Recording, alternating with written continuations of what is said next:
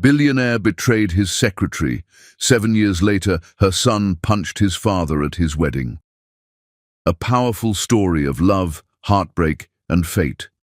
Let's begin with love. 7 years ago, the pregnancy test burned like fire in Iman Saldana's trembling hands as she stood outside Jeremy Breyer's corner office, knowing that the next 5 minutes would either change their lives forever or destroy everything she'd ever dreamed of. She had rehearsed this moment 1,000 times during sleepless nights, imagining his smile, his arms wrapping around her, his deep voice whispering that they would face this together. But now, standing before the imposing mahogany door with its gleaming brass nameplate reading Jeremy Breyer's Chief Executive Officer, doubt crept through her chest like ice water. Their relationship had been a secret for 18 months. Stolen kisses in empty conference rooms, weekend getaways to his cabin in the mountains, whispered conversations about a future that seemed as fragile as morning mist. Jeremy had been clear from the beginning. His position as CEO of Breyer's Industries meant they had to be discreet. His father Camden would never approve of his son dating the secretary, regardless of how intelligent, beautiful, or devoted she was. Iman understood. She had worked her way up from the mailroom, earning her position through sheer determination and countless overtime hours. She knew how the corporate world worked, how whispers could destroy careers, how a black woman from the wrong side of town would always be seen as reaching above her station. But Jeremy had made her believe that love could overcome all of that. Now, with proof of their love growing inside her, she prayed he would prove her faith hadn't been misplaced. Taking a deep breath that tasted of courage and terror, she knocked softly on the door. "Come in." His voice carried its usual authority, the tone that commanded boardrooms and bent competitors to his will. Iman stepped inside, her heart hammering against her ribs. Jeremy sat behind his massive desk, immaculate in his charcoal suit, his dark hair perfectly styled, his green eyes focused on the financial reports spread before him. The Manhattan skyline stretched endlessly beyond the floor-to-ceiling windows, a testament to the empire his family had built over 3 generations. He looked up and smiled, that devastating smile that had first caught her attention during her interview 2 years ago. "Close the door, beautiful. I've been thinking about you all morning." The endearment that usually made her knees weak now felt like a lifeline. She closed the door with shaking fingers and approached his desk, the pregnancy test hidden in her closed fist. "Jeremy, I need to tell you something." Her voice came out smaller than intended, barely above a whisper. His expression shifted, business instincts sharpening as he detected the tremor in her tone. He set down his pen and leaned back in his leather chair, giving her his full attention. "What's wrong? You look pale." This was it, the moment that would define their future. "I'm pregnant." The words hung in the air between them like a bomb waiting to explode. Jeremy's face went completely still, all warmth draining from his features until he looked like a stranger. The silence stretched on for what felt like hours, but was probably only seconds, each one cutting deeper into Iman's heart. When he finally spoke, his voice was ice. "What did you just say?" "I'm pregnant, Jeremy. We're going to have a baby." She placed the test on his desk with trembling fingers, the plus sign clearly visible through the small window. Jeremy stared at the test as if it were a venomous snake, then slowly raised his eyes to meet hers. The man who had whispered sweet promises in her ear, who had traced her face with gentle fingers and sworn he loved her more than life itself, was gone. In his place sat a cold, calculating stranger. "How convenient!" His laugh was harsh, devoid of any humor. "The poor secretary gets herself knocked up by the rich boss. What a fucking cliché." The crude words hit her like physical blows. "Jeremy, what are you saying? This is our baby, our... He stood abruptly, his chair rolling back against the window. "There is no our, Iman. There never was. Did you really think I was going to marry you? Take you home to meet my father? Introduce you at charity galas as Mrs. Jeremy Briars? Each question was a dagger to her heart. But you said you loved me. You said, I said what I needed to say to get you into my bed. His green eyes were arctic, without a trace of the warmth she had fallen in love with. You were a good fuck, I'll give you that. But if you think I'm stupid enough to let some gold-digging secretary trap me with a pregnancy, you're more naive than I thought. The room spun around her. This couldn't be happening. This couldn't be the man who had held her through thunderstorms, who had bought her favorite flowers just because it was Tuesday, who had traced patterns on her bare shoulder while telling her about his dreams for the future. Jeremy, please, just listen to me. I never wanted to trap you. I love you. This baby is not my responsibility. He pressed a button on his phone. Security to my office, immediately. What are you doing? Panic clawed at her throat. What I should have done months ago. You're fired, Iman. Pack your desk and get out of my building. If you try to contact me again, I'll have you arrested for harassment. The office door burst open and 2 security guards entered, their faces professionally blank. Behind them hovered Jeremy's assistant, her eyes wide with curiosity and barely concealed excitement at the unfolding drama. Ms. Saldana is no longer employed here, Jeremy said, his voice carrying the absolute authority of his position. Please escort her out. No, wait! Iman stepped toward his desk, desperate to reach the man she knew was still somewhere inside this cold stranger. Jeremy, I'm begging you. Think about what you're doing. This is your child. He didn't even look at her. I don't know what you're talking about. I've never had any kind of personal relationship with this woman. If she's pregnant, she needs to figure out who the real father is. The lie was so brazen, so completely devastating, that for a moment, Iman couldn't breathe. Around them, she could hear whispers from the assistants and junior executives who had gathered in the outer office, drawn by the commotion. Tomorrow, this would be office gossip. By next week, it would be a cautionary tale about secretaries who reached too high. Ma'am, please come with us. One of the guards stepped forward, not unkindly, but with firm resolve. Iman looked at Jeremy one last time, searching his face for any crack in the mask, any sign that the man she loved was still there. But his expression remained carved from stone, his eyes focused on his computer screen, as if she had already ceased to exist. With what remained of her dignity, she straightened her shoulders and walked toward the door. The gathered employees scattered like startled birds, unable to meet her eyes. She could feel their stares burning into her back, could practically hear their thoughts. How pathetic! How could she think someone like Jeremy Briars would want someone like her?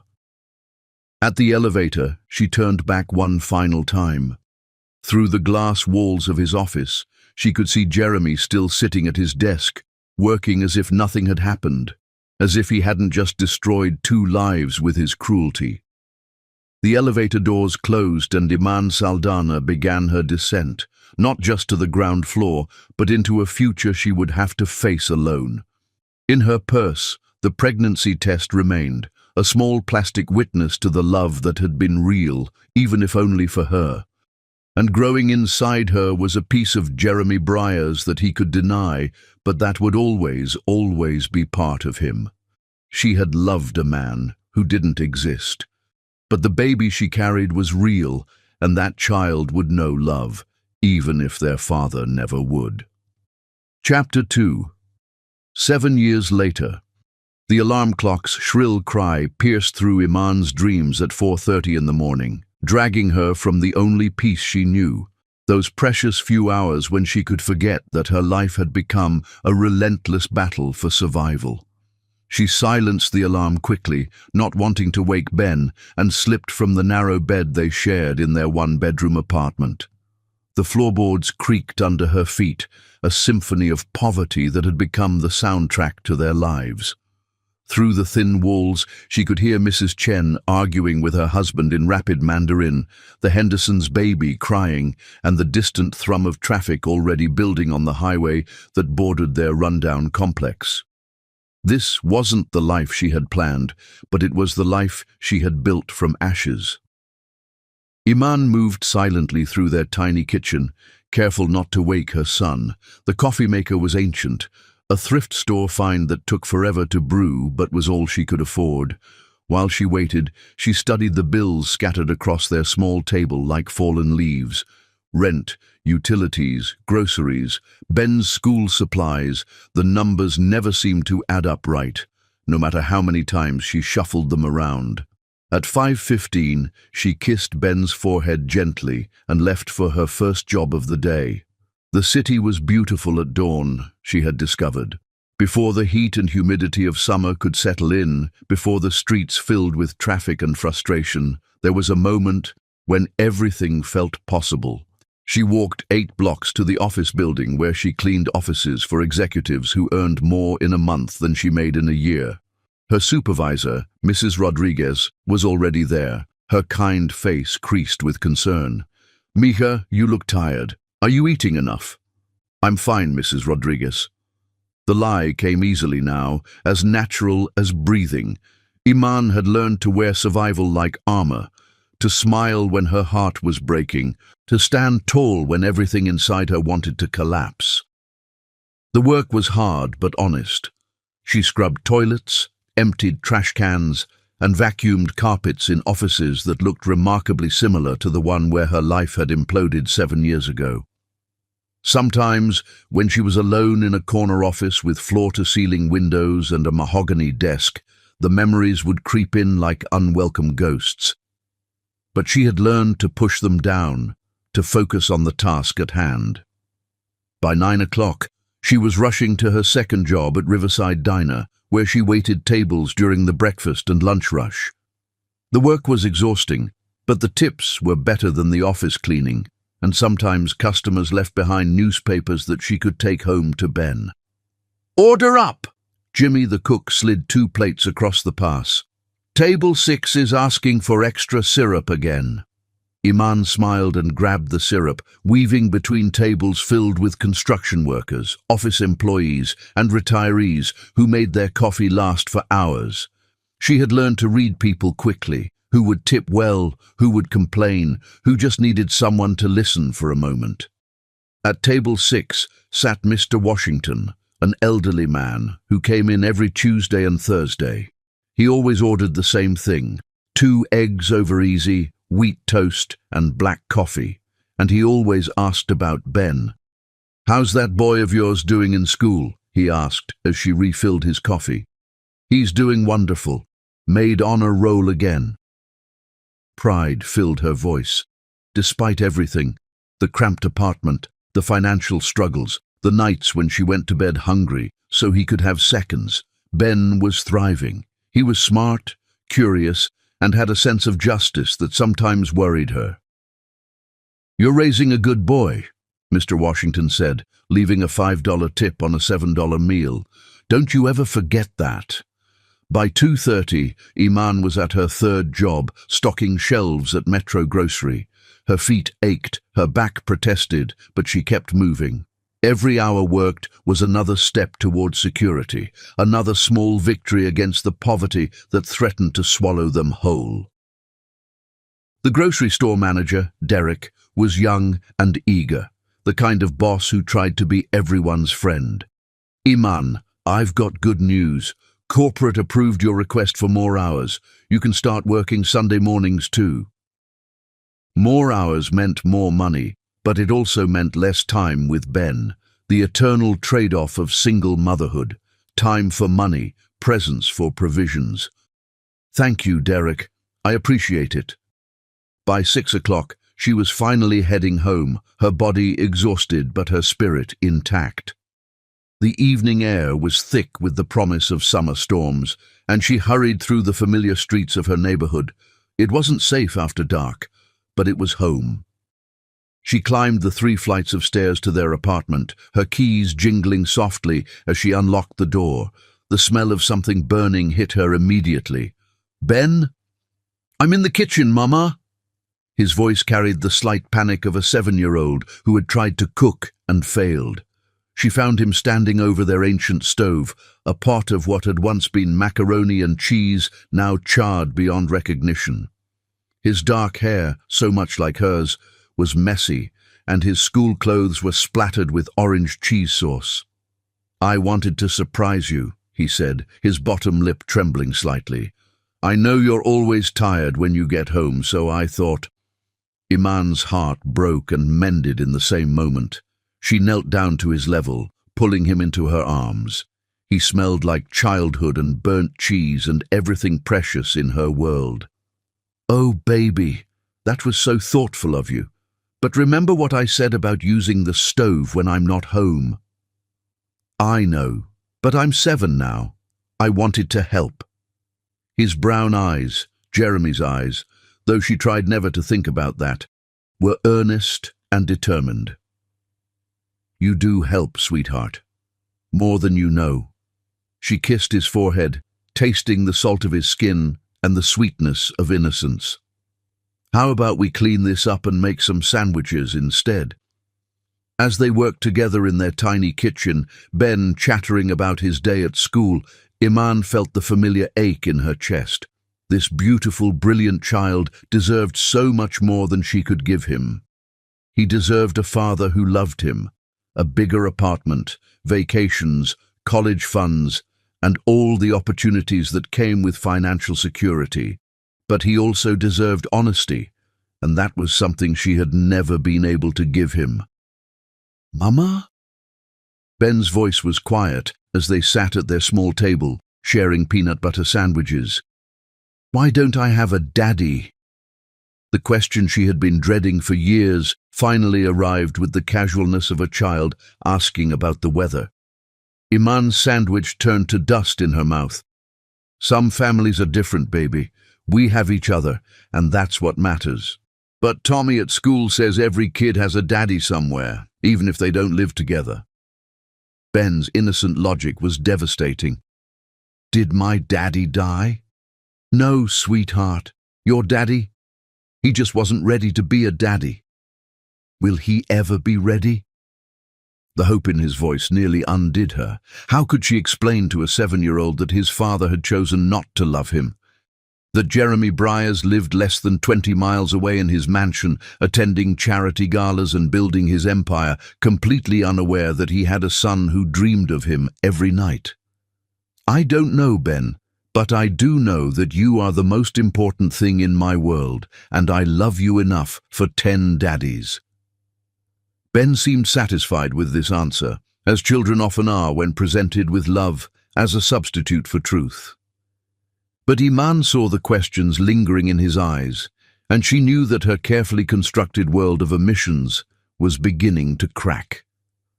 Later that evening, after Ben had fallen asleep clutching his favorite book about space exploration, Iman sat in their tiny living room and allowed herself 5 minutes of weakness.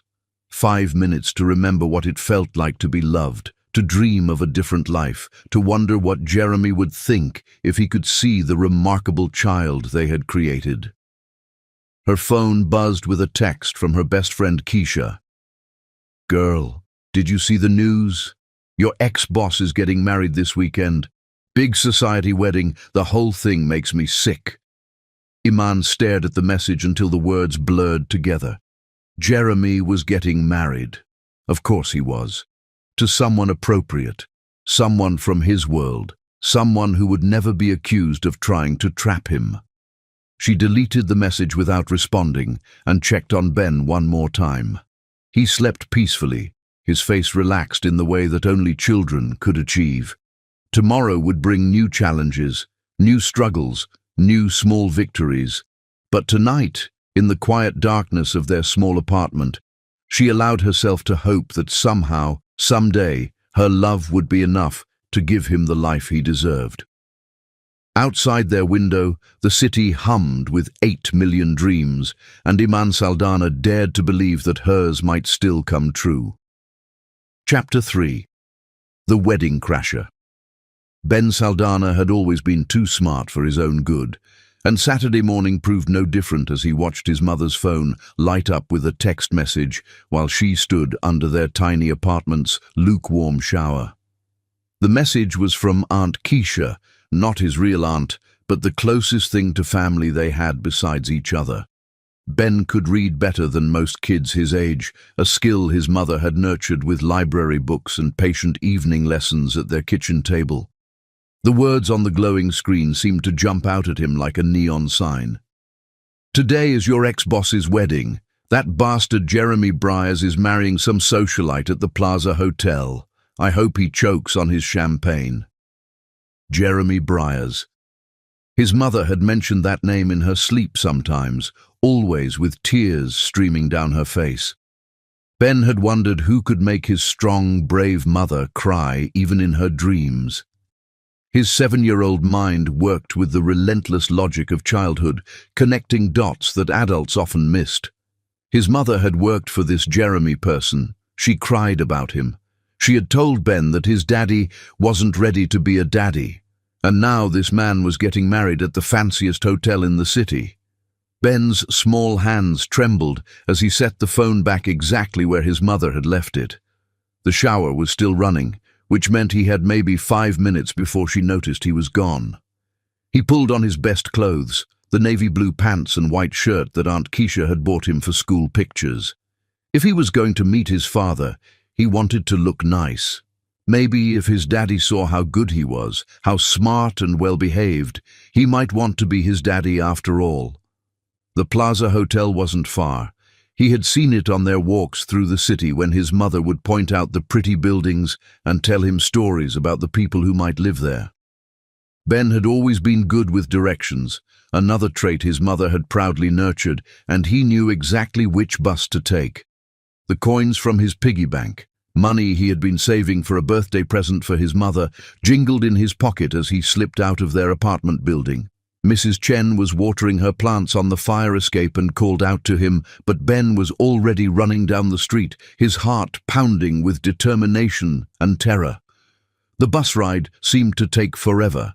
Ben sat pressed against the window, watching the city change around him as they traveled from his neighborhood of chain-link fences and corner stores to a world of gleaming towers and doormen in fancy uniforms. With each passing block, the buildings grew taller, the cars more expensive, the people more polished. The Plaza Hotel rose before him like a castle from one of his storybooks, all golden stone and arching windows. Ben had never seen anything so grand, so impossibly beautiful. Cars that cost more than his mother made in a year were lined up outside, and men in black suits were helping women in flowing dresses step onto a red carpet that led to the main entrance. This was his father's world. This was where he belonged. Ben approached the hotel with the fearless confidence that only children possess. The doorman, resplendent in his gold-braided uniform, looked down at the small boy with surprise. "Excuse me, young man. Are you here with someone?" "I'm here for the wedding," Ben said, lifting his chin with dignity that would have made his mother proud. "I'm supposed to be there." The doorman's expression softened. Perhaps he assumed Ben was a ring-bearer running late, or the son of a wedding guest. In his pressed clothes and polite manner, Ben looked exactly like the kind of child who would be welcome at such an event. "The ceremony is in the grand ballroom, son. Follow the signs." Ben walked through the hotel lobby with wide eyes, taking in the crystal chandeliers, the marble floors, the massive flower arrangements that probably cost more than his mother's monthly rent. Everywhere he looked, he saw wealth beyond his imagination, women dripping with diamonds, men in tuxedos that fit like second skins, children his own age dressed like little adults and clutching the hands of nannies. The signs to the grand ballroom were easy to follow, and as Ben got closer, he could hear the soft strains of classical music and the low murmur of hundreds of voices. His heart began to race. In just a few minutes, he would finally meet his father. The grand ballroom was the most beautiful thing Ben had ever seen. Thousands of white flowers cascaded from the ceiling, and golden chairs were arranged in perfect rows, facing an altar that looked like something from a fairy tale. The guests were seated, their faces turned expectantly toward the front of the room. And there, standing at the altar in a black tuxedo, was a man who looked exactly like Ben would look when he grew up. Jeremy Briars was tall and handsome, with dark hair and eyes that Ben recognized from his own reflection. The resemblance was unmistakable, undeniable, overwhelming. This was his father. This was the man who had made his mother cry, who had never wanted to meet him, who had chosen this moment, his wedding day, to prove that Ben didn't matter. The wedding march began to play, and the guests rose to their feet. A woman in the most beautiful white dress Ben had ever seen began walking down the aisle, her face radiant with joy. She was pretty and blonde and looked like the kind of person who belonged in this golden world. She looked like everything his mother was not. Rage filled Ben's small chest, hot and pure and righteous. His mother worked 3 jobs to feed them. She went to bed hungry so he could eat. She held him when he had nightmares and read him stories even when she was exhausted. She was the most beautiful, strongest, most wonderful person in the world. And this man, his father, had thrown her away like garbage. The bride reached the altar, and Jeremy Briars smiled down at her with a tenderness that made Ben's heart crack in two. His father was capable of love.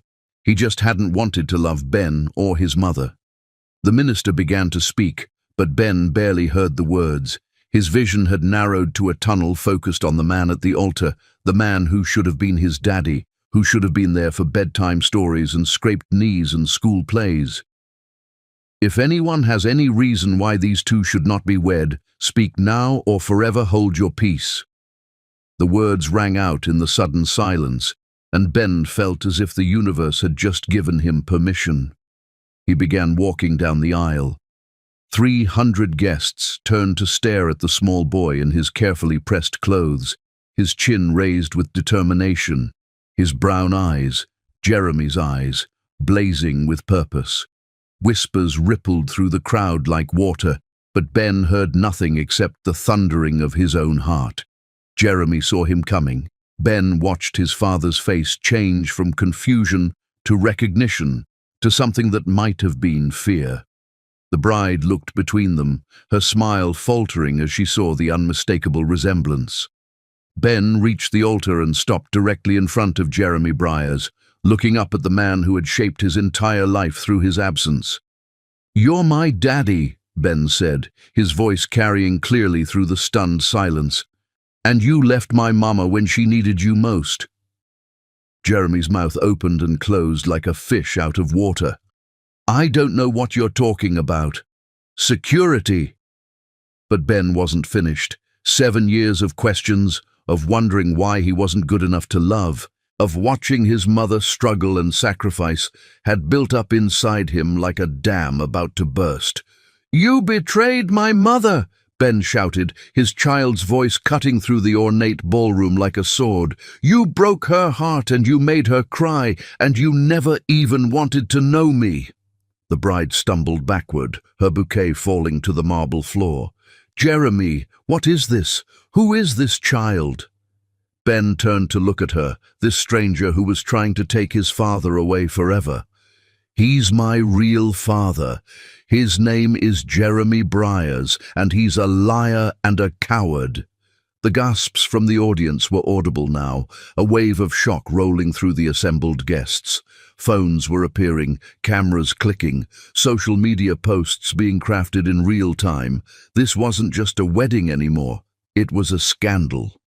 Jeremy reached for Ben's arm, but the boy was quicker, fueled by righteous anger and desperation.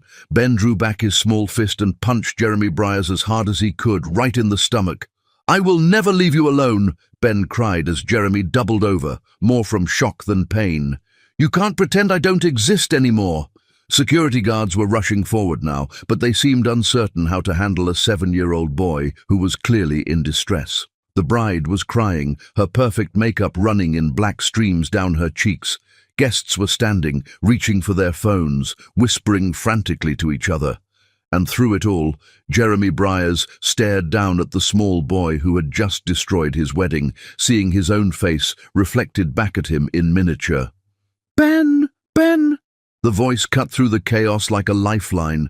Ben turned to see his mother racing down the aisle, her face a mask of panic and terror.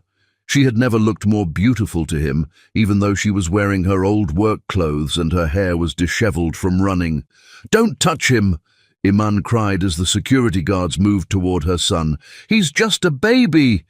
She reached Ben and swept him into her arms, holding him protectively against her chest. Her eyes met Jeremy's across the ruined altar, and 7 years of pain and anger and love passed between them in a single glance.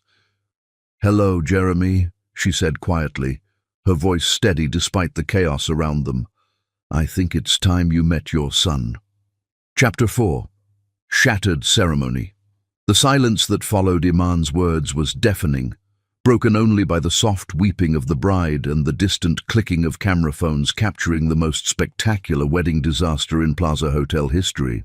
Jeremy Briers stood frozen at the altar, his perfect tuxedo now wrinkled from Ben's small but determined punch, staring at the woman who had haunted his dreams for 7 years.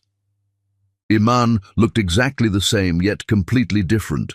Still beautiful, still possessing that quiet dignity that had first captured his attention, but now there was steel in her spine and fire in her eyes that hadn't been there before. Motherhood and hardship had transformed her into someone stronger, someone who would fight tigers to protect her child. Their child. The boy, Ben, pressed his face against his mother's shoulder, but his eyes never left Jeremy's face. Those eyes were like looking into a mirror, reflecting not just Jeremy's own features, but an innocence that Jeremy had lost somewhere along the path to becoming the man his father demanded he be. "This is impossible," Tallulah whispered, her perfect wedding dress now stained with tears and the crushed petals of her fallen bouquet. "Jeremy, tell me this isn't true. Tell me this child is lying." But Jeremy couldn't speak. The words stuck in his throat like shards of glass, because the truth was written all over Ben's face, in the curve of his jaw, the shape of his eyes, the determined set of his mouth that Jeremy recognized from his own childhood photographs. The wedding guests were in various states of shock and fascination. Some were already heading for the exits, unwilling to be part of whatever scandal was unfolding. Others remained glued to their seats, smartphones recording every moment for posterity and gossip. Jeremy could see tomorrow's headlines already. "Billionaire's wedding crashed by secret love child." "Security, please escort these people out," Jeremy finally managed, his CEO training kicking in. "When in crisis, take control, limit damage, protect the brand." But Ben lifted his head from his mother's shoulder, those mirror image eyes blazing with a child's sense of justice. "No, I won't go. You can't keep pretending I don't exist." "Son," Jeremy started, then stopped, the word feeling foreign on his tongue. "I'm not your son," Ben shouted, his small voice echoing through the ballroom. "Sons get to live with their daddies. Sons get birthday presents and bedtime stories and help with homework. I'm just the kid you threw away." Each word was a knife to Jeremy's chest, the absolute truth of it, delivered with the devastating honesty that only children possessed, cut through every defense he had built over the years.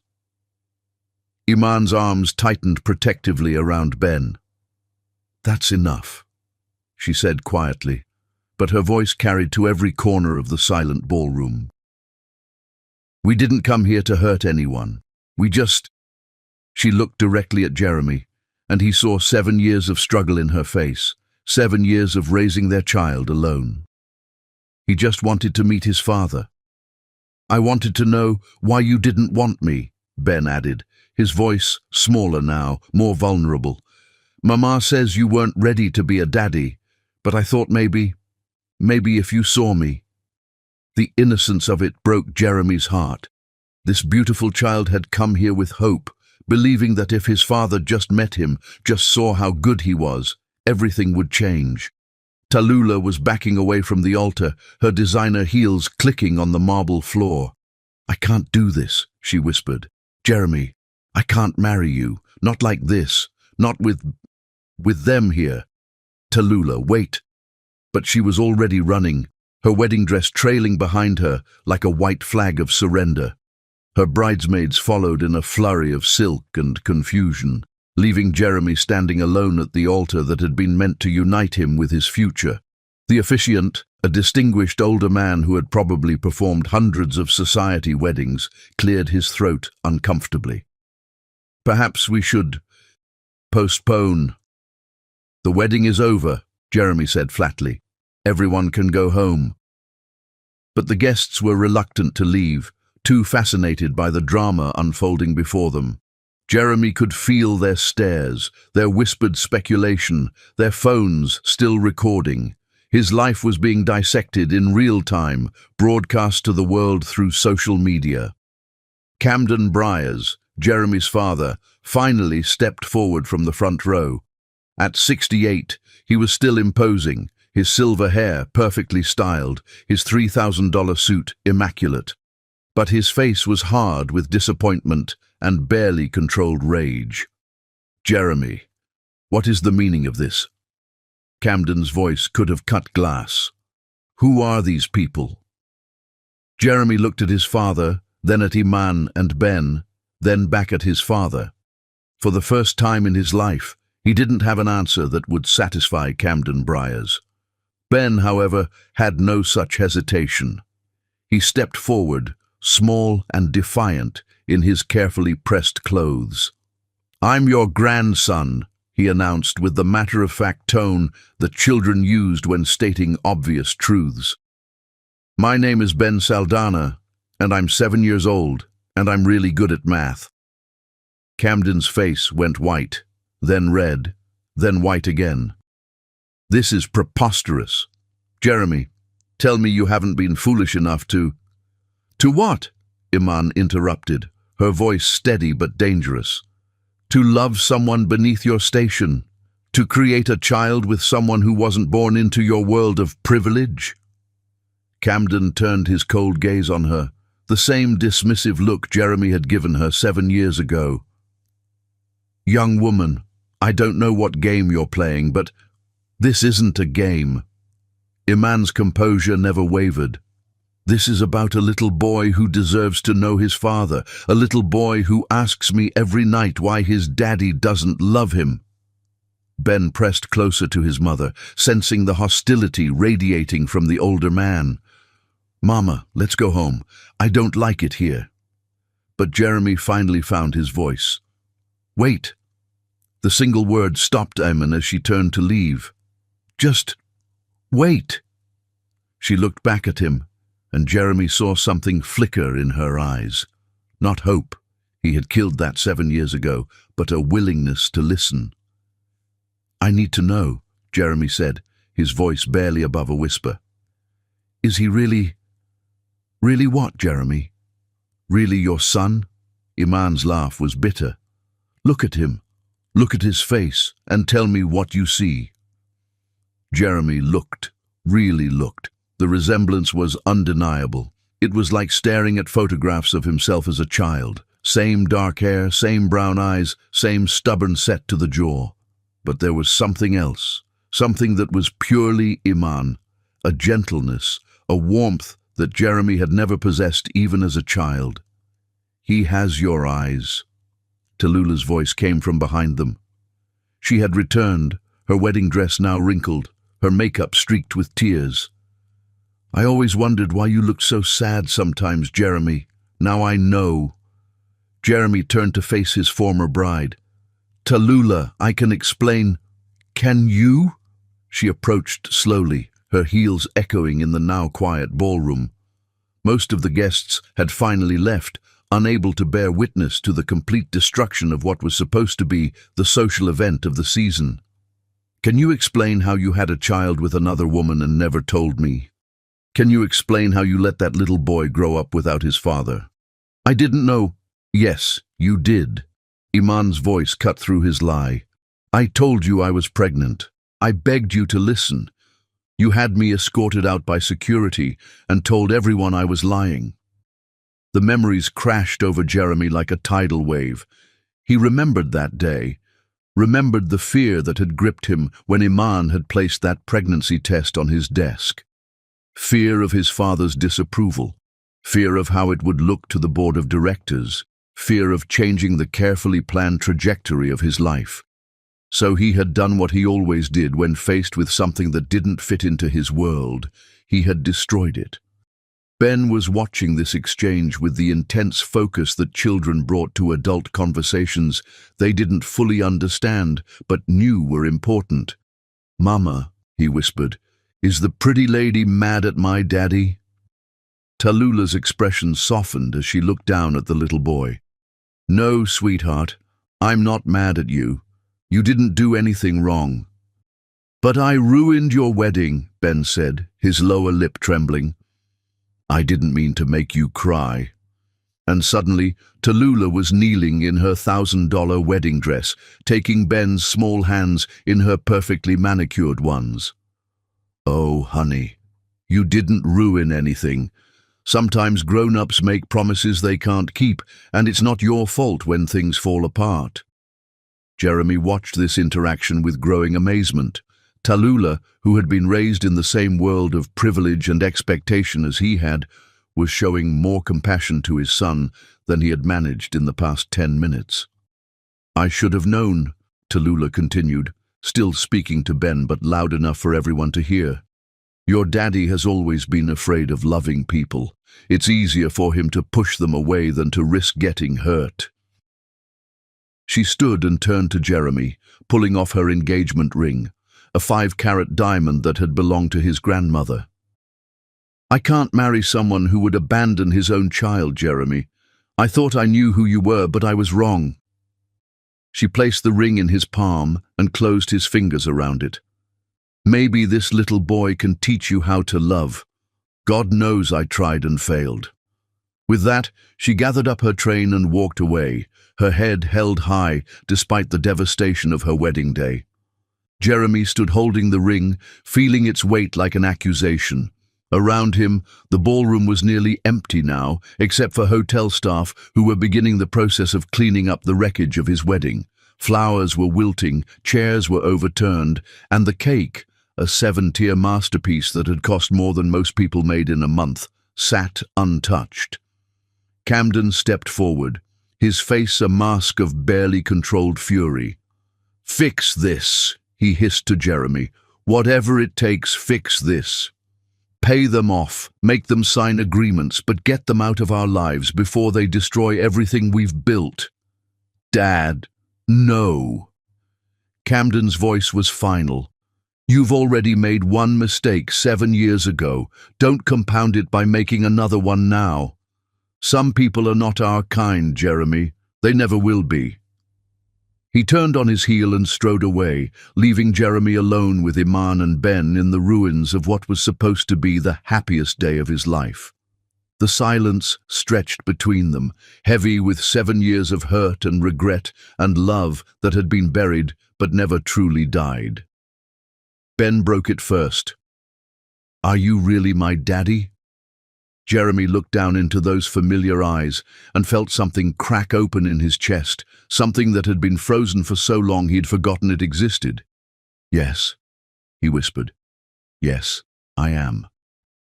It was the first honest thing he had said all day. Chapter 5. The Investigation. 3 sleepless nights after his wedding day disaster, Jeremy Briers sat in his corner office at 2 in the morning, surrounded by the ghosts of decisions that had shaped his entire adult life. The city sparkled beyond his floor-to-ceiling windows, but Jeremy saw none of its beauty. His desk was littered with newspapers and printouts from gossip websites, each one featuring increasingly sensational headlines about his destroyed wedding. Billionaire's secret love child ruins, society wedding. Plaza Hotel drama, CEO's past comes back to haunt him. Wedding crasher, 7-year-old exposes billionaire's lies. But it was the photographs that haunted him most. Picture after picture of Ben's face, that small, determined expression as he stood at the altar delivering truths that Jeremy had spent years trying to bury. In every image, the resemblance was undeniable. Looking at Ben was like looking at his own childhood photographs, if his childhood photographs had ever shown such courage. Jeremy's phone buzzed constantly with calls from board members, investors and reporters, but he ignored them all. There was only one call that mattered, and he had been trying to work up the courage to make it for 3 days. Finally, he picked up his private line and dialed a number he hadn't used in 7 years. "Dr. Morrison, it's Jeremy Briers. I need a favor." Dr. Morrison had been the Briers family physician for 30 years, a man who understood discretion and the delicate nature of wealthy families' secrets. "Jeremy, I heard about the wedding. I'm sorry. I need a DNA test, quietly." There was a pause. "I see. Do you have samples?" Jeremy's hand moved to the small evidence bag on his desk. During the chaos at the plaza, Ben had left behind a small thread from his jacket, caught on the altar's microphone stand. Jeremy had pocketed it without thinking, some instinct telling him he might need proof of what his heart already knew. "Yes. Can you compare it to my DNA on file from my last physical?" "Of course. This is about the boy." Jeremy closed his eyes. "His name is Ben. Ben Saldana. And I think he might be my son. I'll have results for you by tomorrow evening. Jeremy? Yes? Whatever the results show, you know what you need to do." The line went dead, leaving Jeremy alone with his conscience and the weight of 7 years of cowardice. The next day dragged by like a prison sentence. Jeremy sat through board meetings without hearing a word, signed documents without reading them, and fielded increasingly angry calls from his father about damage control and protecting the family name. "The board is getting nervous," River Hayes, his business partner and closest friend, said during their afternoon meeting. River was one of the few people Jeremy trusted completely, a man who had stood by him through every corporate battle and personal crisis. "Stock prices are down 3 points since the wedding. Investors are asking questions." "Let them ask." River studied Jeremy's face with concern. "You look like hell. Have you slept at all since Saturday?" "How can I sleep?" Jeremy leaned back in his chair, feeling older than his 42 years. "River, I think I made the biggest mistake of my life 7 years ago." "You mean Iman Saldana?" Jeremy nodded. They had been friends long enough that River knew about the affair, though Jeremy had never told him about the pregnancy. "She told me she was pregnant. I didn't believe her. I thought she was trying to trap me. And now? Now I think I was the one who was trapped. Trapped by my own fear and my father's expectations and this goddamn need to protect the precious Briar's reputation."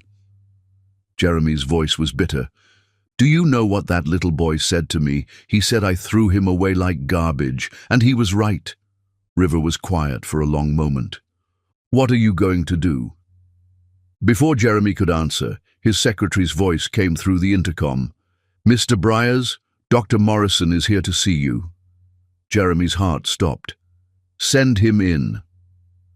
Dr. Morrison entered carrying a manila envelope that might as well have contained Jeremy's entire future.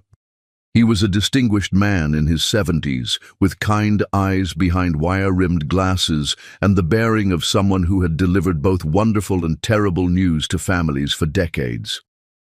"Gentlemen," Dr. Morrison nodded to River, then looked directly at Jeremy. "Should I wait until you're alone?" "River can hear this. He's family." Dr. Morrison opened the envelope and pulled out a single sheet of paper. "The DNA test results are conclusive. The probability of paternity is 99.98%. Congratulations, Jeremy. You have a son." The words hit Jeremy like a physical blow. Even though he had known, even though the evidence was written all over Ben's face, hearing it confirmed felt like the world shifting on its axis. "My God," River whispered. "Jeremy, you have a 7-year-old son." Jeremy took the paper with trembling hands, staring at the scientific proof of what his heart had been screaming at him for 3 days, numbers and percentages that added up to one devastating truth. He had abandoned his own child. "There's something else, Doctor," Morrison said gently. "I took the liberty of researching the boy's medical history. He's had several emergency room visits in the past year, pneumonia, a broken wrist, what appears to be chronic malnutrition." "Malnutrition?" Jeremy's voice was sharp. "His growth charts suggest he's not getting adequate nutrition. It's not severe, but it's consistent with a family struggling financially." Dr. Morrison's tone remained professional, but Jeremy caught the implied criticism. "Children from low-income families often—" "He's not from a low-income family," Jeremy interrupted. "He's my son. He's a Briars." The words hung in the air, carrying a weight that Jeremy was only beginning to understand. This wasn't just about acknowledging paternity. It was about accepting responsibility for 7 years of neglect. Dr. Morrison left, taking the envelope, but leaving Jeremy with the burden of truth. River poured 2 glasses of bourbon from the bar cart in Jeremy's office, something they had done countless times over the years to celebrate victories or commiserate over defeats. This felt like both. "So what now?" River asked, settling into the leather chair across from Jeremy's desk. "I don't know." Jeremy stared into his glass. "How do you apologize for 7 years? How do you explain to a child that you abandoned him, not because you didn't love him, but because you were too much of a coward to love him?" "You start by trying." Jeremy's phone rang. The caller ID showed his father's number, and Jeremy knew he couldn't avoid this conversation any longer. "Jeremy." Camden's voice was ice cold. "I assume you've gotten the DNA results by now." "How did you—" "I've been protecting this family's interests since before you were born. Did you really think I wouldn't know about Dr. Morrison's visit?" Camden's tone was dangerous. "Now listen carefully. I've spoken to our legal team. We can make this go away quietly. A generous settlement, non-disclosure agreements, maybe relocate them to another city. The mother seems like a reasonable woman. Her name is Iman. I don't care what her name is. I care about protecting what we've built. This scandal has already cost us millions in stock value. If we don't contain it— What if I don't want to contain it?" Jeremy's voice was quiet, but River heard the steel underneath. The silence on the other end of the line was deafening. "Excuse me," Camden's voice was deadly. "What if I want to be his father? What if I want to try to undo the damage I've done?" "Then you're a fool." Camden's words were brutal. "That woman comes from nothing, Jeremy. Her son will never be one of us. You bring them into our world, and you'll destroy everything your grandfather and I built. Maybe it's time someone destroyed it." Jeremy hung up before his father could respond, his hands shaking with a combination of terror and liberation. He had just declared war on everything he had been raised to believe, everything that had shaped his adult life. River whistled low. "You just burned the bridge to your father. Good. Maybe it was time." Jeremy stood and walked to his window, looking out at the city where somewhere in a small apartment, his son was probably doing homework or playing with toys that Jeremy could have bought 1,000 times over. "River, I need you to find out everything about Iman and Ben. Where they live, where he goes to school, what they need." "Are you sure about this? Once you start down this path, there's no going back." Jeremy thought about Ben's face at the altar, the way he had looked up at Jeremy with such hope and hurt and defiant courage. He thought about Iman, holding their son protectively while facing down a ballroom full of strangers. He thought about 7 years of bedtime stories he had never read, birthdays he had never celebrated, scraped knees he had never kissed better. "I'm sure. Find them, River. It's time I met my son properly." Outside his window, the city lights twinkled like stars, and for the first time in 7 years, Jeremy Briars felt something that might have been hope. Chapter 6. Pride and Rejection. The knock on Iman's apartment door at 7 o'clock on a Thursday evening was soft but persistent, carrying with it the weight of inevitability she had been dreading for 2 weeks since the Plaza Hotel disaster. She knew who it was before she looked through the peephole. Something in her chest, maybe her heart, maybe just old wounds reopening, recognized his presence like a phantom limb remembering pain. Through the distorted glass, Jeremy Briars stood in her hallway, looking completely out of place in his $1,000 suit, among the peeling paint and broken floor tiles of her building. "Mama, who's at the door?" Ben called from the tiny living room where he was sprawled on their second-hand couch, working on math homework with the focused intensity that always made her proud. "Nobody important, baby. Keep working on your problems." But Ben was too smart, had always been too observant. He appeared at her elbow, standing on tiptoe to peer through the peephole. His sharp intake of breath told her he had recognized his father too. "It's him," Ben whispered, his voice carrying equal parts excitement and fear. "It's my daddy." The word hit Iman like a physical blow. After 7 years of carefully constructed explanations about fathers who weren't ready, Ben had latched onto Jeremy's acknowledgement at the wedding with the desperate hope that only children possessed. Another knock, slightly more insistent. "I know you're in there, Iman. We need to talk." His voice was different than she remembered, quieter, less commanding. But then again, everything about her life was different now. She wasn't the naive 28-year-old secretary who had believed in fairy tales anymore. "Go back to your homework, Ben." "But Mama, now." Ben reluctantly returned to the couch, but Iman could feel his attention focused on every word.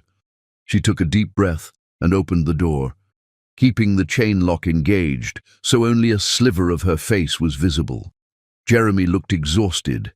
His usually perfect hair was slightly mussed, there were dark circles under his eyes, and his tie was loosened in a way that would have horrified the Jeremy she remembered.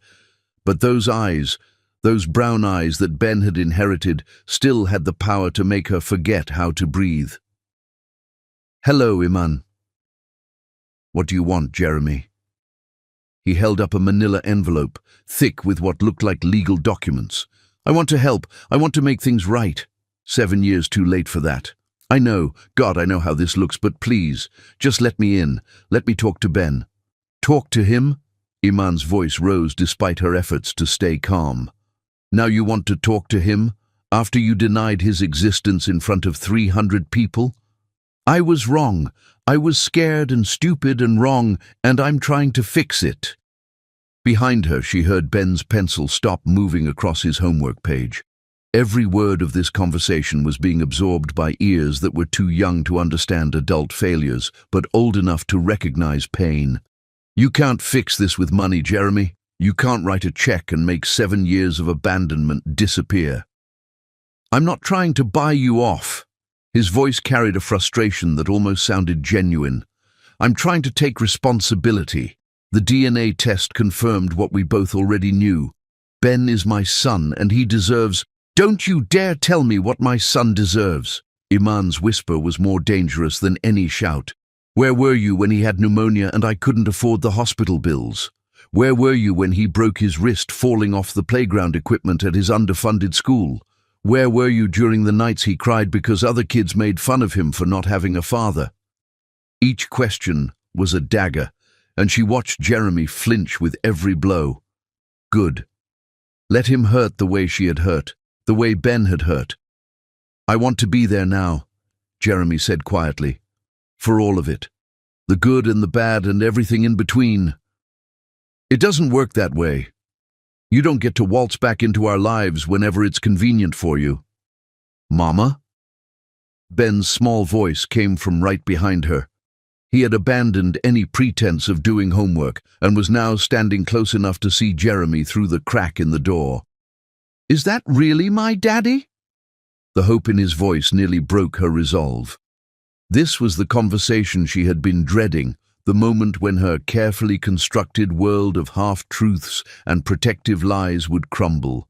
"Yes, baby, that's him. Can he come in?" "I want to show him my math homework. I got all the problems right today."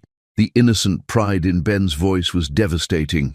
Here was her brilliant, beautiful boy, desperate for his father's approval over something as simple as elementary school arithmetic. 7 years of accomplishments and milestones that Jeremy had missed, and Ben was ready to forgive it all for a moment of attention. "I don't think that's a good idea, sweetheart." "Why not?" Ben's confusion was genuine. "If he's my daddy, why can't he come inside?" Jeremy spoke before Iman could answer. "Because I hurt your mama very badly a long time ago, Ben. She's trying to protect you." "From what?" "From me." The honesty of it surprised Iman. The Jeremy she remembered would have made excuses, would have found ways to shift blame or minimize his role in their destruction. This admission of culpability was something new. "I don't understand," Ben said, his 7-year-old mind struggling with the complexities of adult failures. "If you're sorry, can't Mama forgive you? That's what she always tells me to do when I make mistakes. Out of the mouths of babes." Iman felt tears prick at her eyes, but she forced them back. She had cried enough over Jeremy Briers to last several lifetimes. "Some mistakes are bigger than others, baby." "How big was his mistake?" Jeremy answered before she could. "The biggest mistake anyone could ever make. I had the most precious thing in the world, and I threw it away because I was afraid." "Afraid of what?" "Afraid of loving you and your mama the way you deserve to be loved." Ben processed this with the serious concentration he applied to everything important. "Are you still afraid?" "Terrified," Jeremy admitted. "But I'm more afraid of losing you both forever." Iman wanted to hate how easily he said the right words, how naturally the charm flowed, even when he was supposedly being honest. But something in his voice, some quality she didn't remember from before, made her hesitate. "Please, Iman, just let me try. Let me prove that I've changed." "People don't change, Jeremy." "Not really, and I won't let you break his heart the way you broke mine." She started to close the door, but Ben's small hand stopped her. "Mama, can I just talk to him for a minute? Please." The desperate hope in her son's eyes was her undoing. Against every instinct screaming at her to protect him, she unlatched the chain and opened the door wider. Jeremy stepped into their tiny apartment, and immediately the space felt smaller, more cramped. He was too big for their world, too polished, too expensive. His suit probably cost more than she made in 6 months, and his presence was a stark reminder of the vast gulf between their lives. Ben, however, seemed oblivious to any disparity. He looked up at Jeremy with stars in his eyes, seeing only the father he had dreamed of for 7 years. "Do you want to see my room?" Ben asked. "I have a poster of the solar system, and I know all the planets in order." "I would love to see your room," Jeremy said, his voice surprisingly gentle. As they walked toward the back of the apartment, Iman heard Jeremy's sharp intake of breath. She knew what he was seeing, the single bed that she and Ben shared, the milk crates serving as a dresser, the toys that were clearly second-hand but carefully maintained. Their poverty was laid bare, impossible to hide or disguise. Ben proudly showed Jeremy his space shuttle models made from cardboard and his collection of library books about astronomy. "I want to be an astronaut when I grow up," he announced. "Mama says I'm smart enough to do anything I want." "Your mama is right," Jeremy said, and Iman was surprised by the thickness in his voice. "You are incredibly smart. Are you proud of me?" The question hung in the air like a prayer. Iman watched Jeremy's face crumble, watched 7 years of regret and pain wash over his features. "I am so proud of you, Ben, and I'm so sorry I wasn't here to tell you that every single day." Ben beamed, and in that moment, Iman saw her carefully constructed walls beginning to crack. This was exactly what she had been afraid of. Ben's innocent willingness to forgive, to hope, to love unconditionally. When they returned to the living room, Jeremy reached for the envelope he had brought. "I know you don't want my money," he said to Iman, "but please, at least let me help with his medical bills, his education, whatever he needs. We don't need your charity. It's not charity, it's child support. 7 years of child support that I should have been paying all along." I said no. The firmness in her voice brooked no argument, but Jeremy pressed on anyway. "Iman, be reasonable. He deserves a father who wanted him from the beginning. Since you can't give him that, we'll manage just fine without you. But I want to be his father now. Now isn't good enough." She walked to the door and opened it, her message clear. Jeremy looked at Ben one more time, his face full of longing and regret. "I'll be back," he said quietly. "Don't." But even as she said the word, Iman knew it was futile. Jeremy Briers had finally found something worth fighting for, and she doubted he would give up easily. After he left, Ben curled up next to her on the couch, unusually quiet. "Mama, do you think my daddy will come back?" Iman pulled her son close, breathing in the scent of his hair and the innocence that she was fighting so hard to protect. "I don't know, baby. I honestly don't know." But in her heart she feared she did know, and that terrified her more than poverty, more than struggle, more than anything else in her carefully rebuilt world. Chapter 7. The Breaking Point.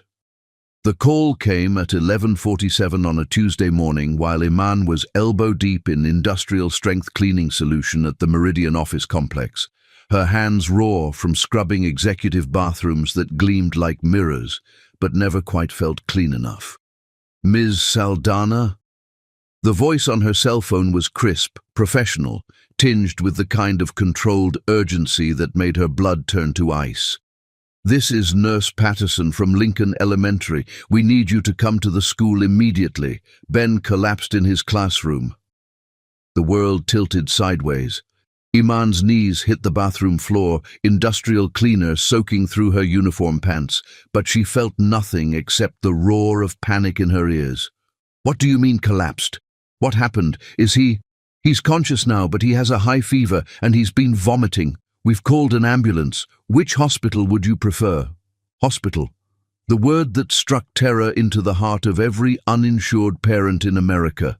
The place where they would ask for insurance cards she didn't have and demand payments she couldn't make, where they would save her son's life and then financially destroy hers in the process. "I'll meet you at General Hospital," she managed, her voice sounding like it belonged to someone else. "Tell him Mama's coming. Tell him I'm on my way."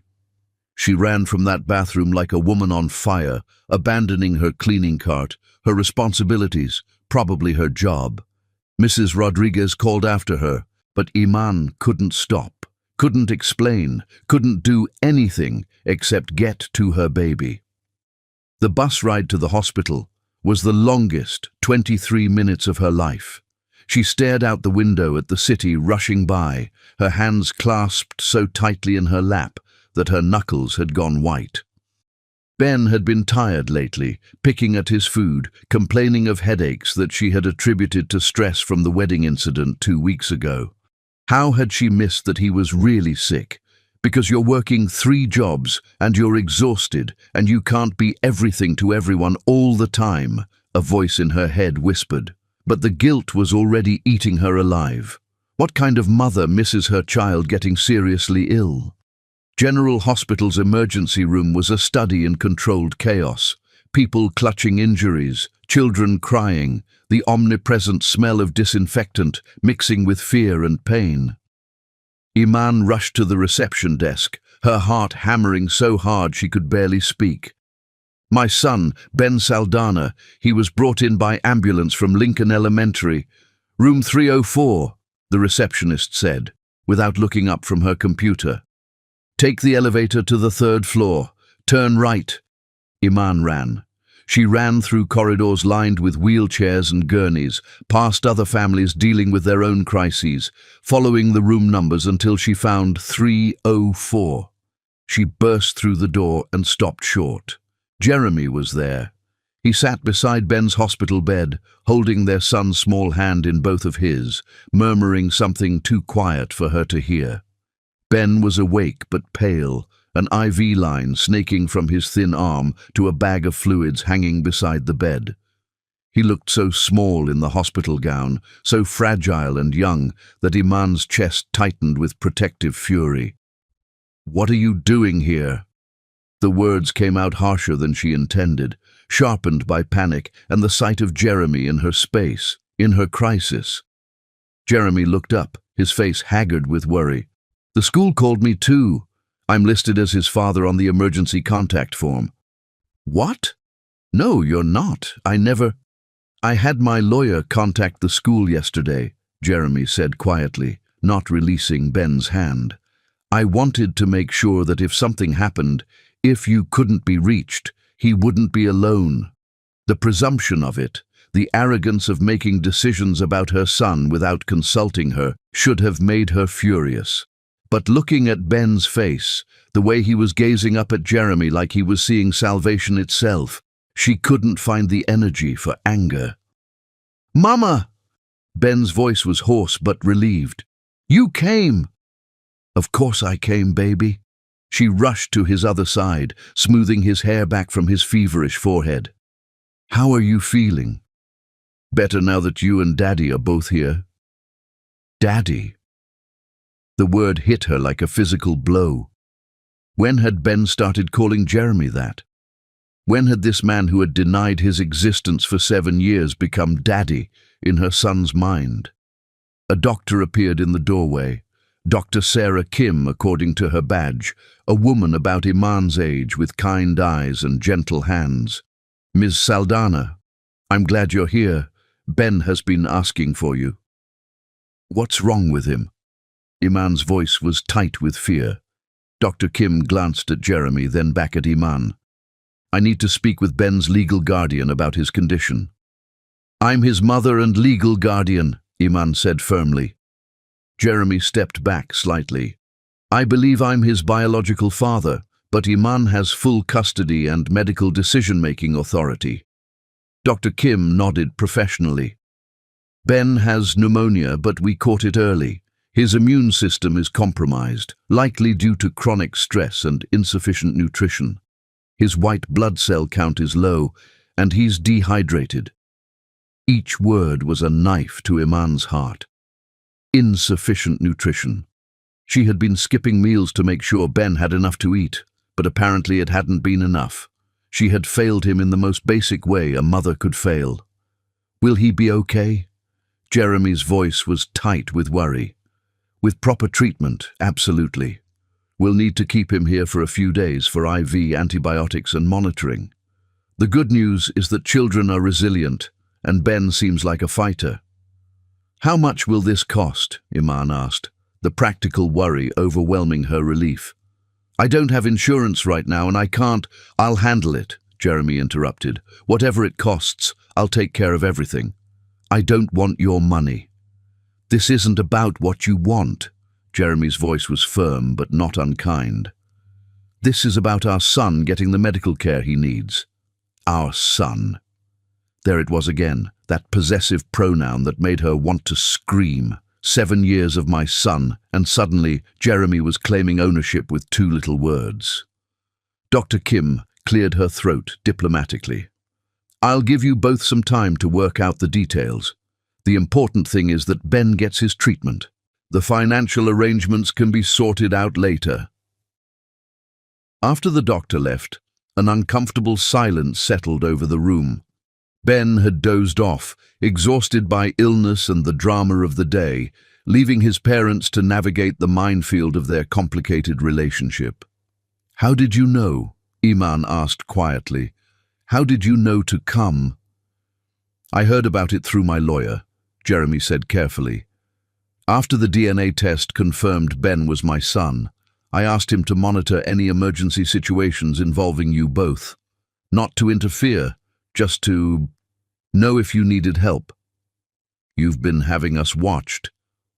I've been trying to understand how to be part of his life without overstepping boundaries. Jeremy's voice was quiet. I know I have no legal rights, no official role in his life, but when I heard he was sick, I couldn't stay away.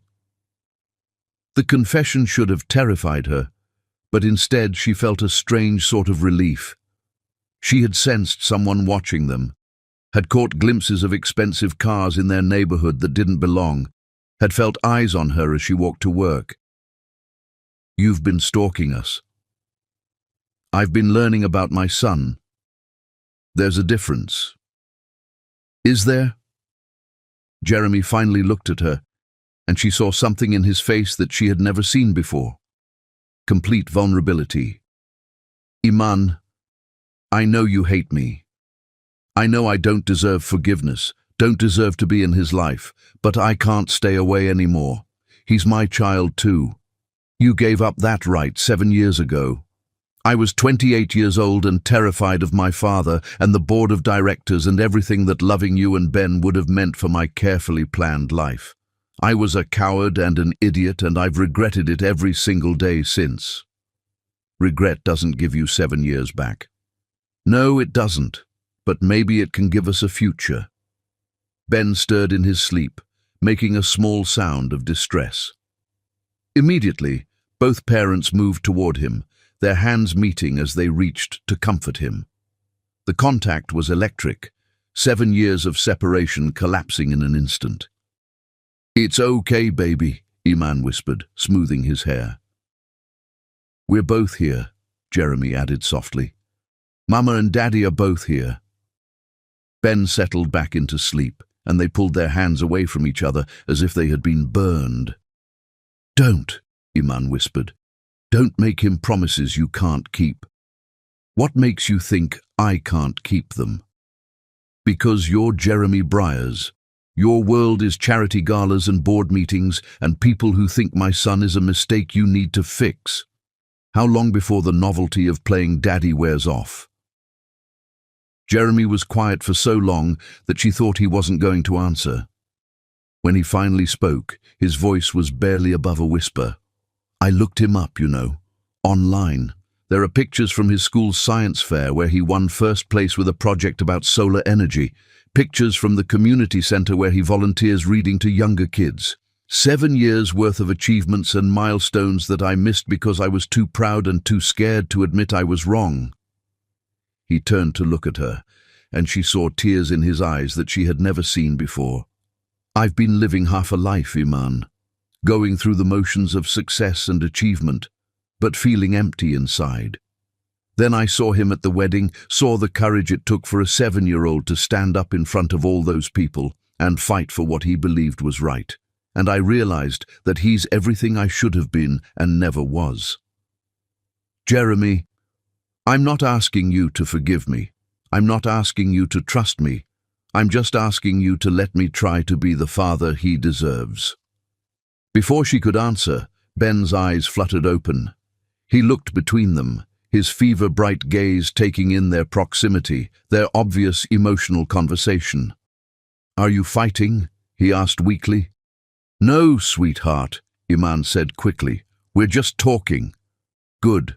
I don't like it when people fight. Ben's hand found Jeremy's. Daddy, will you stay with me tonight? I don't like hospitals. Jeremy looked at Iman, asking permission with his eyes. Every instinct she had screamed at her to say no, to protect her son from the inevitable disappointment when Jeremy got bored and moved on to other interests. But Ben was looking at them both with such hope, such desperate need for the family he had always dreamed of, that she found herself nodding. If your daddy wants to stay, he can stay. Jeremy's smile was like sunrise after the longest night. I want to stay. I want to stay for everything. As the afternoon wore on, they fell into an unexpected rhythm. Iman held Ben's hand while Jeremy read to him from a book about space exploration that had materialized from somewhere. When Ben dozed, they took turns monitoring his breathing, adjusting his blankets, being present in the way that parents were supposed to be present. It wasn't forgiveness, not yet, but it was a beginning. And for the first time in 7 years, Iman allowed herself to wonder if maybe, just maybe, they could find their way back to each other. Evening came, and with it visiting hours end. Iman prepared to leave, but Jeremy caught her hand. "Thank you," he said simply, "for letting me stay, for letting me be here. Don't make me regret it, Jeremy. I won't. I promise you, I won't." As she walked out of the hospital into the cool night air, Iman felt something she hadn't felt in 7 years. Hope. It was dangerous and foolish and probably setting herself up for heartbreak all over again. But watching Jeremy with Ben, seeing the genuine love and regret in his eyes, she couldn't help but wonder if people really could change. If love really could be enough to overcome the past. If families really could be rebuilt from broken pieces. Chapter 8. Building Bridges.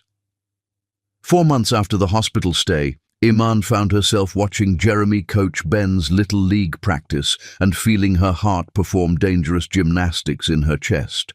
Jeremy was there in jeans and a team t-shirt, patiently teaching 7- and 8-year-olds how to hold a bat. The community center's dusty diamond looked nothing like manicured fields where wealthy children played, but Jeremy was there anyway, completely committed.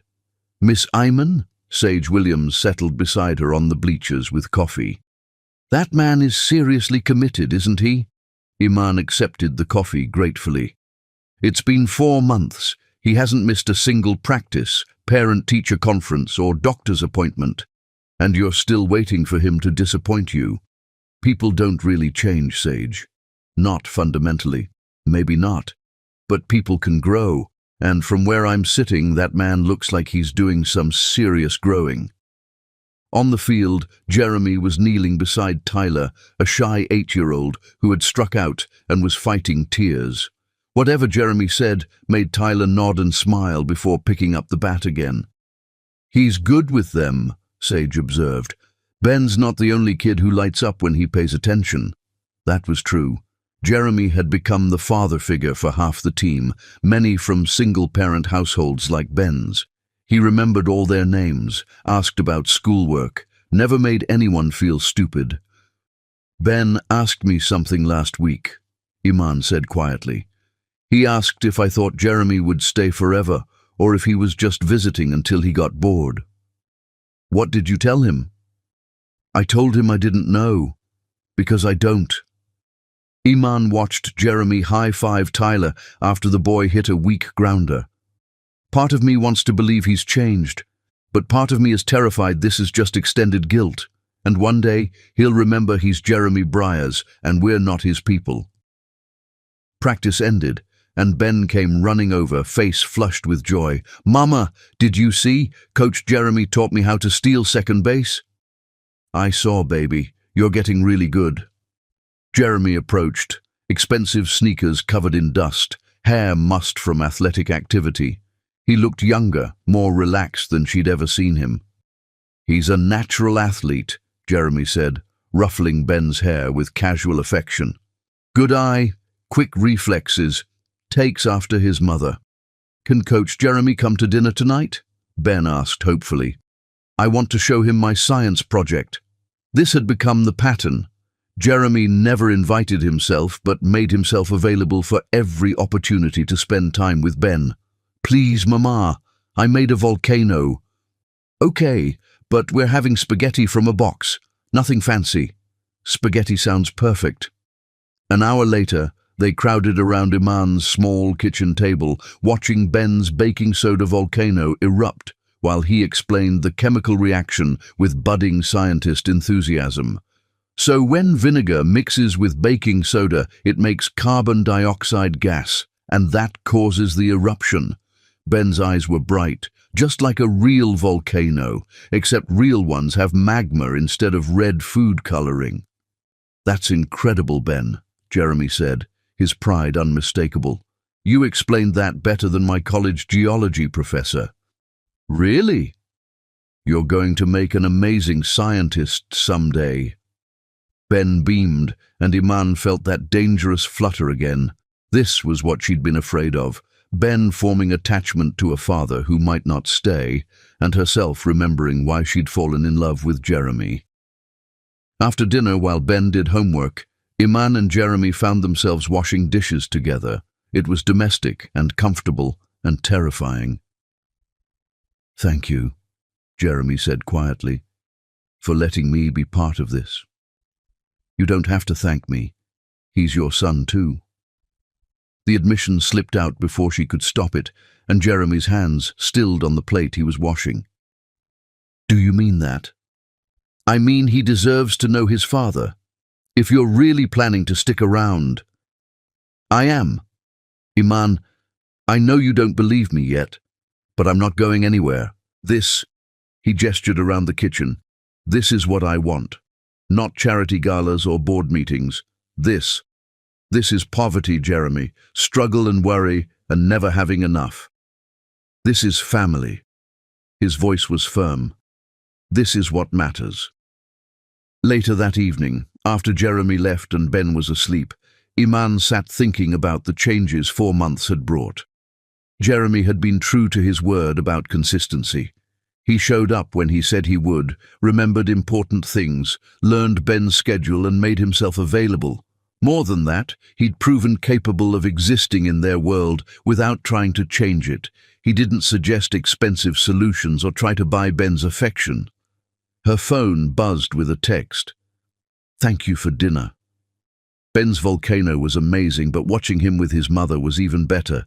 "You've raised an incredible kid, Iman." She stared at the message before typing back.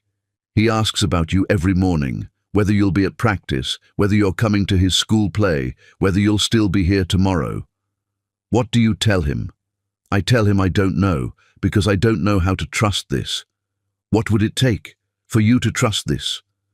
The question demanded an answer she wasn't ready to give. What would it take? Time, proof, some guarantee that Jeremy wouldn't wake up one day and remember he was a billionaire and they were just a complication. Instead of answering, she turned off her phone and checked on Ben one more time. He was sleeping peacefully, clutching the baseball Jeremy had given him. Not expensive or signed by famous players, just a regular ball from practice with Ben's first home run, written in Jeremy's careful handwriting. Such a small thing, such an ordinary gesture. But for a little boy who'd never had father's recognition, it was everything. Maybe Sage was right. Maybe people could grow. Maybe Jeremy really was trying to become the man Ben needed. And maybe it was time for Iman to start believing in second chances, even if it scared her more than anything else in the world. Word count. 1,200 nightstand was the baseball Jeremy had given him. Not an expensive signed ball from a famous player, just a regular baseball from practice with Ben's first home run, written on it in Jeremy's careful handwriting. Such a small thing, such an ordinary gesture, but for a little boy who had never had a father's recognition of his achievements, it was everything. Maybe Sage was right. Maybe people could grow.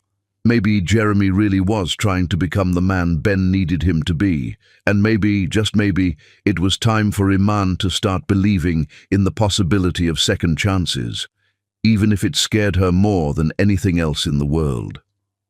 Chapter 9. The Apology.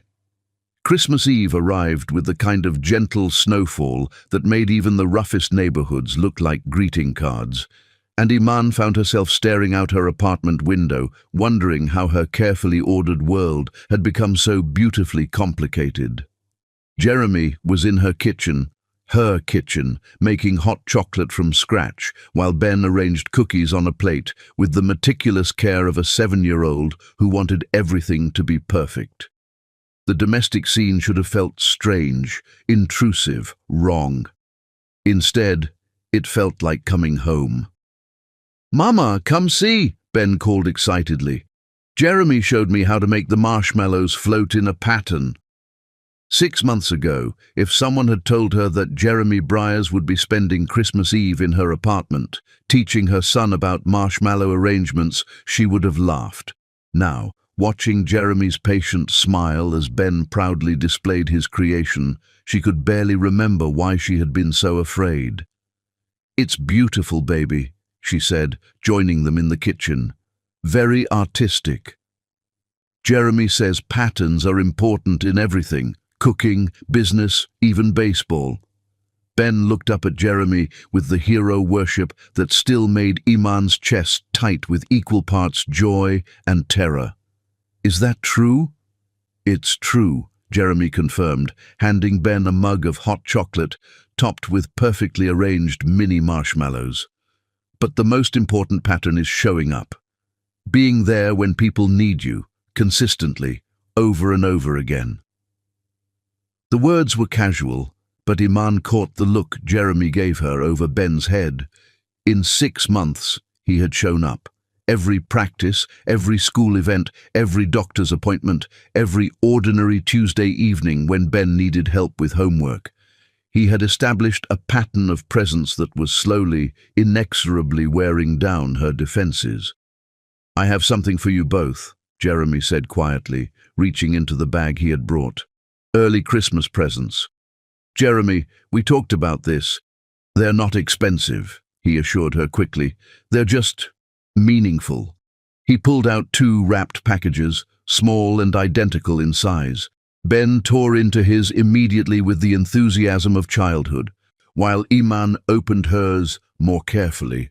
Inside was a photo in a simple silver frame, the 3 of them at Ben's school Thanksgiving play, where Ben had played a historically inaccurate but enthusiastic turkey.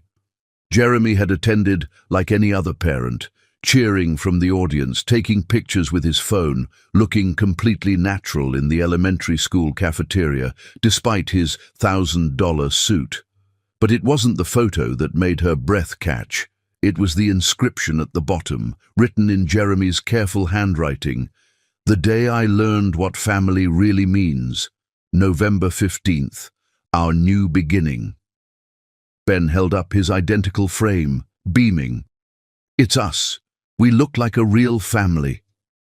"You are a real family," Jeremy said softly. "You always were.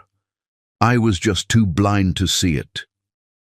The moment hung between them, weighted with 6 months of slowly rebuilt trust and 7 years of carefully guarded pain. Ben, oblivious to the adult undercurrents, was already reaching for another cookie. "Ben," Jeremy said, his voice carrying a solemnity that made both mother and son look at him with sudden attention. "Can you sit down for a minute? There's something I need to say to both of you." Ben perched on the edge of the couch, his hot chocolate clutched in both hands, eyes wide with curiosity. Iman remained standing, instinctively protective, even as her heart began to race. Jeremy looked at them both for a long moment, then slowly, deliberately, lowered himself to his knees on their worn carpet. "What are you doing?" Iman whispered. "Something I should have done 7 years ago." Jeremy's voice was steady, but she could see the emotion in his eyes. "Ben, Mama, I need to apologize to both of you. Really apologize, not just with words, but with everything I am." Ben set down his mug, suddenly serious in the way children became when they sensed something important was happening. "I made the biggest mistake a man can make," Jeremy continued, looking directly at Ben. "When your mama told me she was going to have you, I was scared. Scared of what my father would say, scared of what other people would think, scared of being responsible for another person's happiness." "Were you scared of me?" Ben asked quietly. "Nobody. Never of you. I was scared of loving you too much, of not being good enough for you, of failing you the way my own father failed me in so many ways." Jeremy's voice cracked slightly. "So I convinced myself it was better to walk away. I told myself I was protecting you from disappointment. But really, I was just protecting myself from having to be brave. Iman felt tears prick at her eyes, but she blinked them back. She had cried enough tears over Jeremy Briers to last several lifetimes. "Mama," Jeremy continued, turning to face her, "I betrayed your trust in the cruelest way possible. You came to me with hope, with love, with our child growing inside you, and I threw it all away because I was too much of a coward to fight for what really mattered.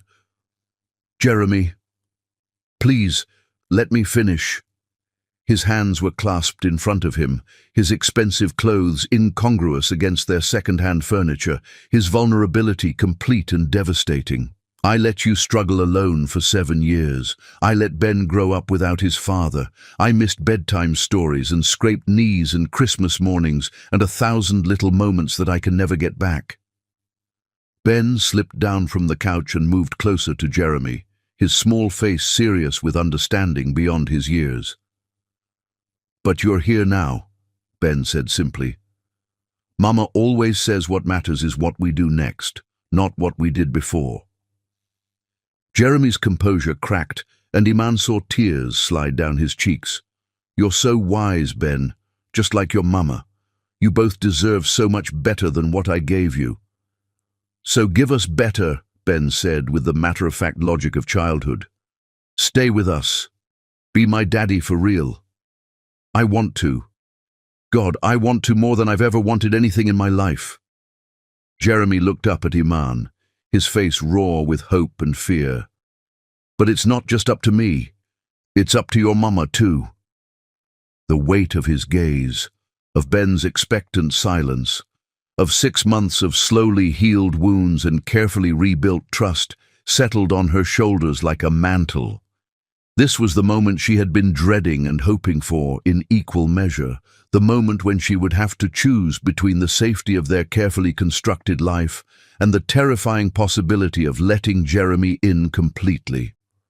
"I'm not asking you to marry me," Jeremy said quickly, as if reading her thoughts. "I'm not asking you to trust me with your heart again. Not yet. I'm just asking you to let me keep being Ben's father. Let me keep showing up. Let me keep proving that I've changed." "Have you changed?" The question slipped out before she could stop it. "Really changed, Jeremy? Or are you just playing house until something more interesting comes along?" Jeremy's answer came without hesitation. 6 months ago, I was living in a penthouse apartment that cost more per month than most people make in a year, and I was the loneliest man in New York City. I had everything money could buy and nothing that actually mattered. Now I spend my evenings in this apartment helping Ben with homework and listening to you both talk about your day, and I've never been happier in my entire life." He gestured around their small living room with its mismatched furniture and hand-me-down decorations. "This is real, Iman. This is what I want, not the charity galas or the society pages or the approval of people who don't actually care about me. This. But what about your father, your company, your whole world?" "My world is right here." Jeremy's voice was firm. "Everything else is just noise." Ben, who had been listening to this exchange with the intense focus he applied to everything important, suddenly moved forward and wrapped his arms around Jeremy's neck. "I love you, Daddy," he whispered against Jeremy's ear. "Even when you were scared, I still loved you." Jeremy's arms came around Ben automatically, holding him close, and Iman watched her son and his father hold each other with a fierce tenderness that made her chest tight with emotion. "I love you too, Ben," Jeremy whispered back, "more than all the stars in the sky, and I promise you I will never, ever leave you again." "What about Mama?" Ben pulled back to look at Jeremy seriously. "Do you love Mama too?" The question hung in the air like a challenge. Jeremy's eyes found Iman's across their son's head, and she saw everything in his gaze: love, regret, hope, determination, and a vulnerability that took her breath away. "I love your mama more than my own life," Jeremy said quietly. "I always have. I was just too afraid to admit it before." The words hit her like a physical force, 7 years of carefully constructed walls crumbling in an instant.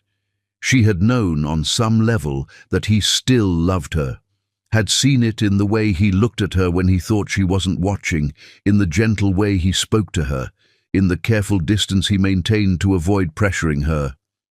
But hearing him say it, seeing the absolute truth of it in his face, was something else entirely. "Jeremy," she started, then stopped, not knowing how to finish. Ben looked between them with the expectant hope of a child who believed that love could fix anything, that good intentions were enough to heal old wounds. "Are we going to be a real family now?" he asked. "Like, all together all the time?" Jeremy looked at Iman, the question reflected in his eyes. She saw 6 months of consistent presence, of small gestures and patient love, of a man who had learned to exist in their world without trying to change it. She saw the father Ben had always needed and the man she had fallen in love with before fear and pride had destroyed them both. But she also saw 7 years of struggle, of nights she had cried herself to sleep, wondering why she hadn't been enough, of carefully built independence that had taken so much strength to maintain. "I don't know," she whispered, the honest answer torn from her heart. "I want to believe we can be, but I'm still scared."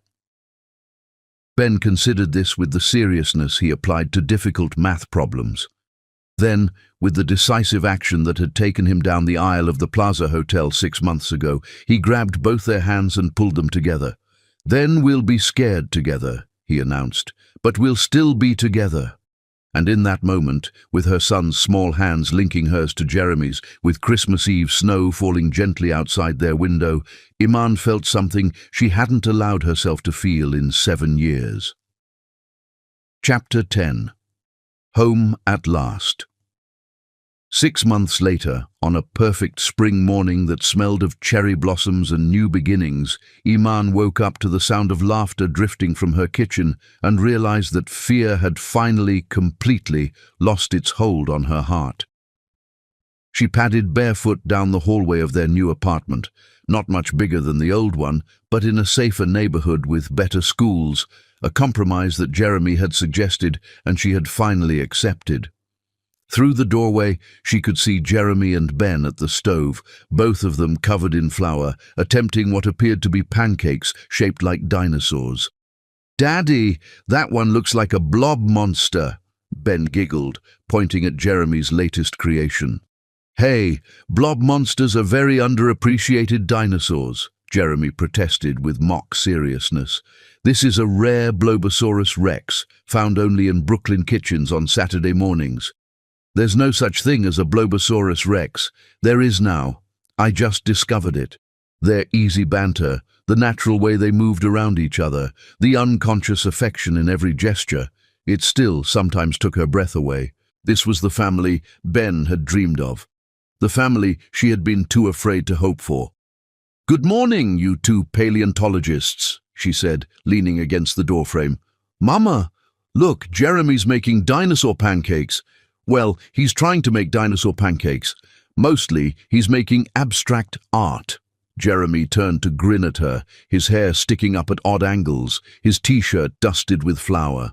"I'll have you know that abstract art is very sophisticated. These pancakes will probably be worth thousands someday." "Only if someone's desperate for breakfast," she teased, moving to kiss Ben's forehead and accept the cup of coffee Jeremy handed her without being asked. 6 months of mornings like this. 6 months of Jeremy showing up not just for the big moments, but for the ordinary ones. School mornings and grocery shopping, homework help and bedtime stories, sick days and snow days and lazy Sundays that stretched on forever. 6 months of falling in love all over again with the man Jeremy had become. "I have news," Jeremy said, his voice carrying a note that made both Iman and Ben look at him with sudden attention. "Good news or bad news?" Ben asked, the eternal question of childhood. "That depends on how you both feel about adventure." Jeremy reached into his pocket and pulled out an envelope. expensive paper with an embossed seal that Iman recognized from his corporate correspondence. "I've been offered a position," he continued, "Chief Executive Officer of a renewable energy startup. It's a smaller company, less money, but the work is meaningful. They're developing solar technology for low-income communities." Iman felt her chest tighten. "Where?" "Here, in Brooklyn. The headquarters are being built in the Navy Yard, about 20 minutes from Ben's school." Jeremy's eyes were bright with excitement. "I'd be working for something that actually matters, trying to make the world better instead of just making rich people richer." "What about Breyer's Industries?" she asked. "What about your father?" Jeremy's expression grew serious. "My father and I had a conversation last week, a final conversation. He made it clear that if I choose this life, choose you and Ben, I'm no longer welcome in his world or his company." The words hit her like a punch to the gut. "Jeremy, you can't give up your inheritance, your family's legacy, for us."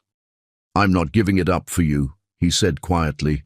"I'm giving it up for me, for the man I want to be, instead of the man I was raised to become." Ben, who had been listening to this exchange with the seriousness he applied to all important adult conversations, suddenly piped up. "Will you be happy doing the new job?" "Yes, buddy. I'll be very happy." "Then who cares what your mean grandfather thinks?" The simple logic of childhood cut through all the complicated adult concerns about money and status and family expectations. Jeremy laughed, a sound of pure joy. "You're absolutely right. Who cares what my mean grandfather thinks?" "I care," Iman said quietly. "Jeremy, I won't be responsible for you losing your family." Chapter 10. Home. At last. 8 months later, on a perfect spring morning that smelled of cherry blossoms and new beginnings, Iman woke up to the sound of laughter drifting from her kitchen and realized that fear had finally, completely lost its hold on her heart. She padded barefoot down the hallway of their new apartment, not much bigger than the old one, but in a safer neighborhood with better schools, a compromise that Jeremy had suggested and she had finally accepted. Through the doorway, she could see Jeremy and Ben at the stove, both of them covered in flour, attempting what appeared to be pancakes shaped like dinosaurs. "Daddy, that one looks like a blob monster," Ben giggled, pointing at Jeremy's latest creation. "Hey, blob monsters are very underappreciated dinosaurs," Jeremy protested with mock seriousness. "This is a rare Blobosaurus rex, found only in Brooklyn kitchens on Saturday mornings." "There's no such thing as a Blobosaurus rex." "There is now. I just discovered it. Their easy banter, the natural way they moved around each other, the unconscious affection in every gesture, it still sometimes took her breath away. This was the family Ben had dreamed of, the family she had been too afraid to hope for. "Good morning, you two paleontologists," she said, leaning against the doorframe. "Mama, look, Jeremy's making dinosaur pancakes. Well, he's trying to make dinosaur pancakes. Mostly he's making abstract art." Jeremy turned to grin at her, his hair sticking up at odd angles, his t-shirt dusted with flour.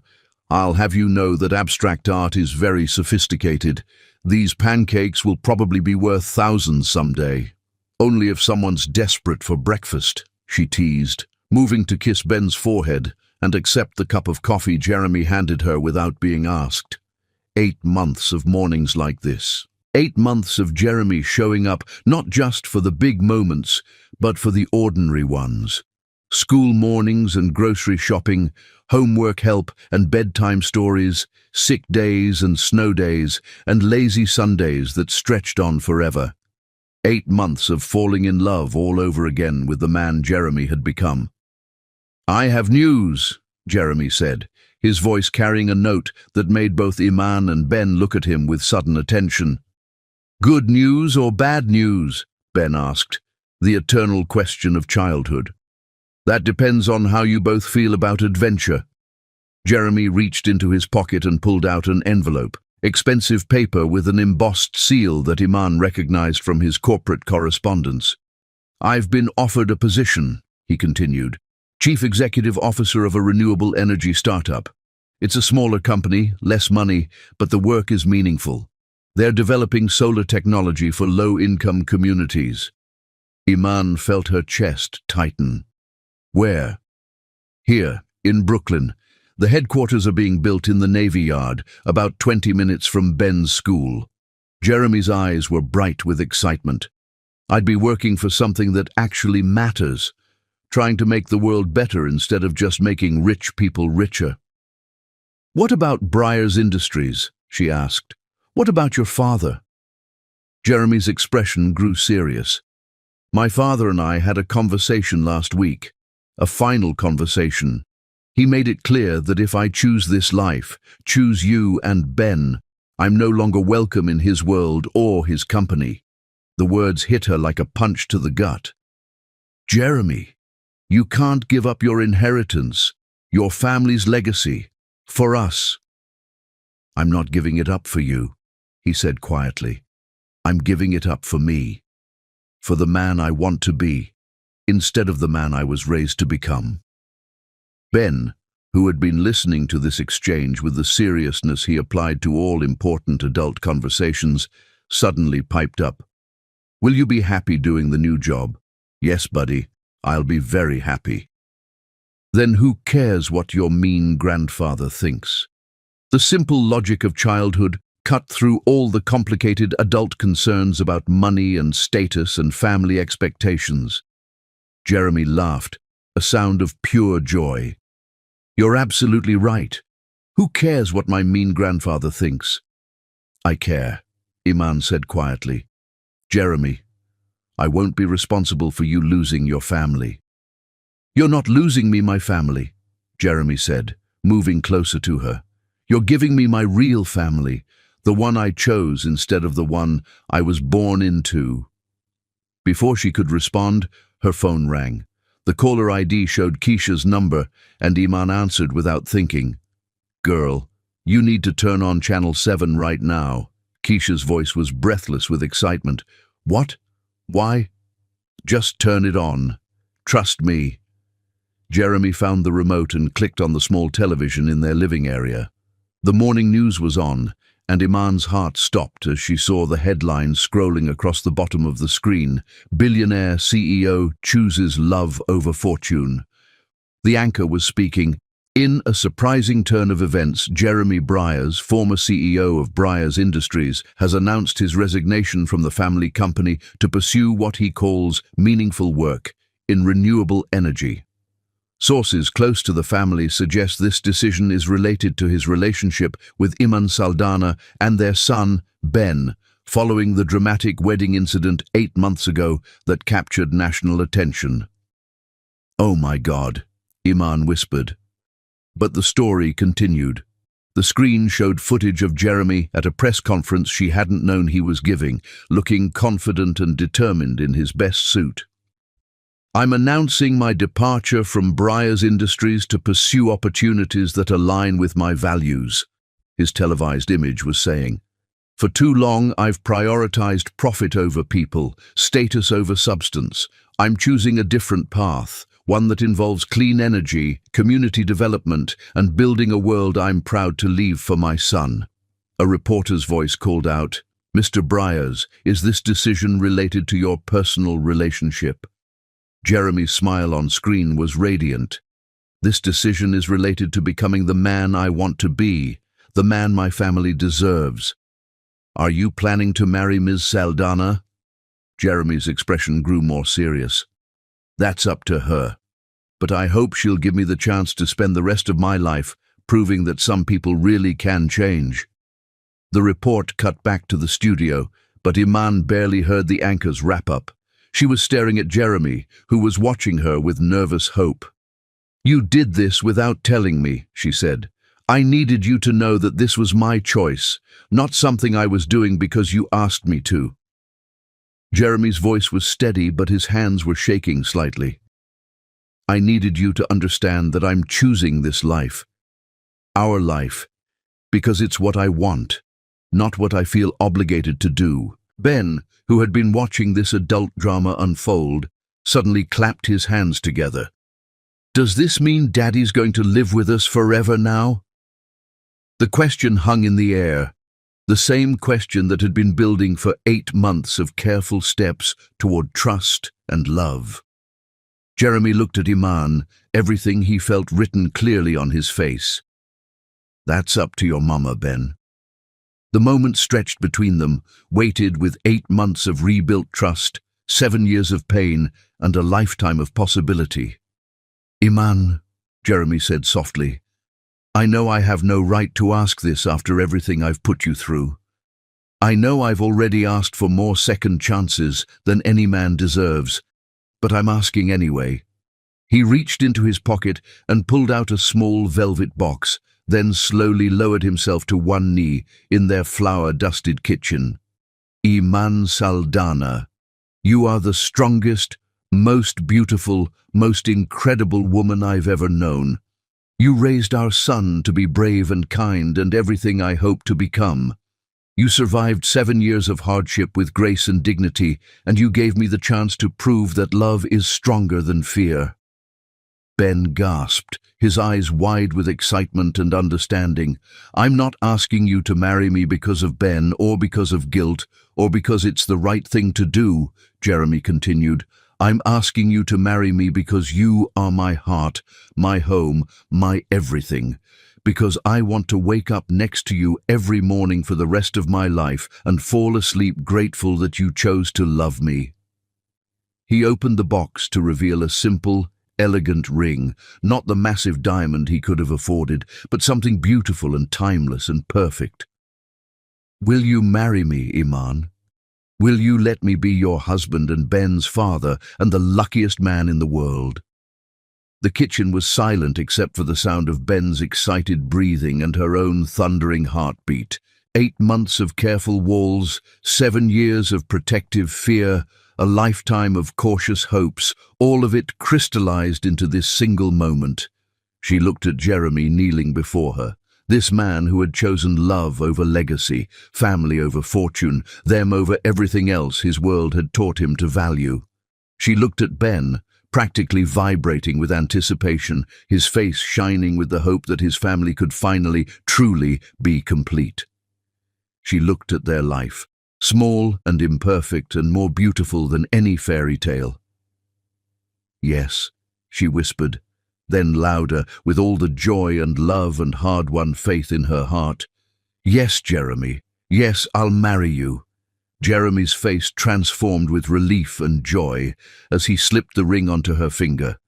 Ben whooped and launched himself at both of them, creating a tangle of arms and laughter and happy tears. We're really going to be a family, Ben shouted. A real, forever family. We were always a real family, Jeremy said, holding them both close. We just needed to find our way back to each other. 3 weeks later, on a sunny Saturday afternoon in Prospect Park, surrounded by the people who truly mattered, Keisha and Sage and River and Ben's baseball team and a dozen other friends who had become their chosen family, Iman walked down a simple aisle of flower petals toward the man who had learned that love was worth more than any fortune. She wore a dress she had bought herself, simple and white and beautiful, and carried a bouquet of wildflowers that Ben had helped Jeremy pick that morning. Jeremy stood waiting in his best suit, his face radiant with joy, River beside him as best man and Ben as ring-bearer, practically bouncing with excitement. The ceremony was small and perfect, officiated by Keisha, who had gotten ordained online just for the occasion. There were no society photographers, no 6-tier cakes, no 300 guests in designer gowns. There were just vows spoken with tears of joy, promises made with full hearts, and the absolute certainty that they had finally found their way home. I promise to love you through every ordinary morning and every extraordinary dream, Jeremy said, his voice steady and sure. I promise to be the father Ben deserves and the husband you've always been worthy of. I promise to choose you every day for the rest of my life. I promise to trust this love even when it scares me, Iman replied, her voice strong despite her tears. I promise to believe in the man you've become and the family we're building together. I promise to choose forgiveness over fear, hope over hurt, and love over everything else." When they kissed, Ben cheered louder than anyone, and River had to catch him when he jumped up to hug them both before the officiant had finished speaking. Later, as they danced to music playing from someone's phone while Ben ran around with the other children, Iman looked up at her husband, and felt something settle in her chest that she had never dared name before. Peace. Complete, perfect, unshakable peace. "Regrets?" Jeremy asked softly, spinning her gently under the afternoon sun. "Only one," she said, and watched his face tighten with worry. "I regret that it took us 8 years to get here." His relief was visible, his smile brighter than the sun. "We have the rest of our lives to make up for lost time." "Yes, we do." Later that evening, in their small apartment that finally felt like home, they tucked Ben into his bed and sat with him as he fought sleep, too excited by the day's events to close his eyes. "Are you happy, Mama?" he asked drowsily. "So happy, baby. Are you?" "The happiest." Ben looked at Jeremy seriously. "Daddy, are you going to stay forever now? Really, truly forever?" "Really, truly forever," Jeremy promised. "You're stuck with me now, buddy." "Good," Ben said with satisfaction. "I love you both so much." "We love you too," they said in unison, then looked at each other and laughed. After Ben finally fell asleep, they sat on their small couch, holding hands and watching the city lights twinkle beyond their window. "So what now?" Iman asked. "Now we live," Jeremy said simply. "We wake up tomorrow and make breakfast and help Ben with homework and figure out how to be married people. We take it one day at a time and build something beautiful together. It won't always be easy. Nothing worth having ever is." Jeremy lifted their joined hands and kissed her wedding ring. "But we'll face it together. All of us." Outside their window, Brooklyn hummed with 8 million dreams and second chances, and families being born and reborn every day. Somewhere across the city, in his lonely penthouse, Camden Briars was probably raging about his son's choices. Somewhere in the Hamptons, Tallulah was probably planning her own wedding to someone more suitable. But here, in this small apartment filled with love and laughter and the promise of tomorrow, the Briars family was finally, completely, joyfully home. Ben had been right all along. Love really could fix anything. And some families, the very best ones, were worth waiting for. Peace. Complete, perfect, unshakable peace. "Regrets?" Jeremy asked softly, spinning her gently under the afternoon sun. "Only one," she said, and watched his face tighten with worry. "I regret that it took us 8 years to get here." His relief was visible, his smile brighter than the sun. "We have the rest of our lives to make up for lost time." "Yes, we do." Later that evening, in their small apartment that finally felt like home, they tucked Ben into his bed and sat with him as he fought sleep, too excited by the day's events to close his eyes. "Are you happy, Mama?" he asked drowsily. "So happy, baby. Are you?" "The happiest." Ben looked at Jeremy seriously. "Daddy, are you going to stay forever now? Really, truly forever?" "Really, truly forever," Jeremy promised. "You're stuck with me now, buddy." "Good," Ben said with satisfaction. "I love you both so much." "We love you too," they said in unison, then looked at each other and laughed. After Ben finally fell asleep, they sat on their small couch, holding hands and watching the city lights twinkle beyond their window. "So what now?" Iman asked. "Now we live," Jeremy said simply.